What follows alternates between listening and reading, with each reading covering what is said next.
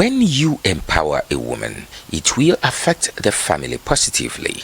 As the saying goes, when you empower the woman, you empower the nation.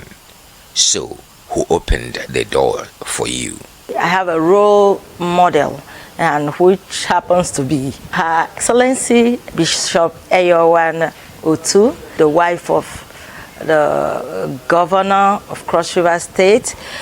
Her presence around me alone has molded me into whom I am. One, she has taught me decency. She has built my confidence that I can actually depend on me and grow. She has taught me that character can take you places. And I see that as empowerment, because today I have grown into that and I see myself living that way, and it's really opening doors for me. I know that, somewhere along the path of my growth, I have met some good and wonderful women who have given me a helping hand in one way or the other. They have been nice to me, support me, guide me, coach me, push me through in some area of my endeavors. So yes, actually, I have enjoyed that from a couple of women.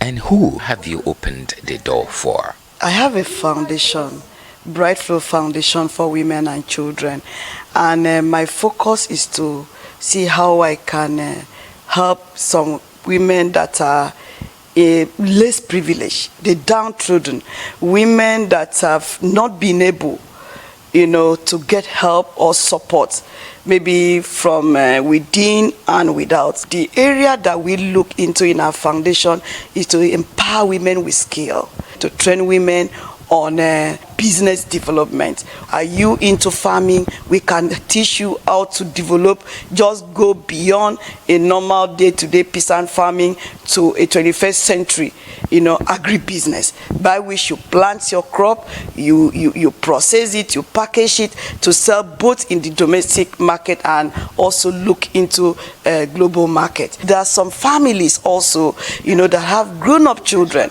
Maybe life happened and everybody is more or less stranded. We can also see how we can say, okay, bring your children, let's see how we can guide them, maybe put them back in school, or maybe empower them with skill or talent in both fashion, hair making, so many, of those skills that help them to add value and also become financial independent.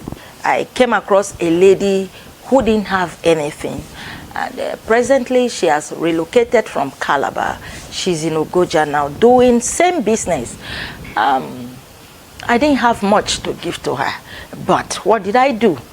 I had beans, and I called her. I told her how I started my own life. She said she can fry akara. I said good. I had beans. I gave her one custard rubber of beans. I gave her one of my frying pans. I gave her oil. Just little things we put together. She made money, and she was able to pay her house rent in Abuja. She was able to restore her lost animal farm she was doing, because she was into piggery before she came to Calabar. As we speak, she's back in Abuja and she's doing massively well in her poultry. She's managing it, and she's still doing this akara business. Whenever I see her, I'm very happy. Not just her, I have some. They are into baking today.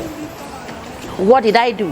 When I had the opportunity to train people for Her Excellency, I brought in some few women. I put some into baking, I put some into cosmetology, and as we speak, I have ladies supplying this soap, liquid soap, hypo in clinics that got this knowledge at that skills acquisition center. And I'm looking up to bringing in more women and the youth and showing them the way forward, letting them know that on their own they can actually make a living.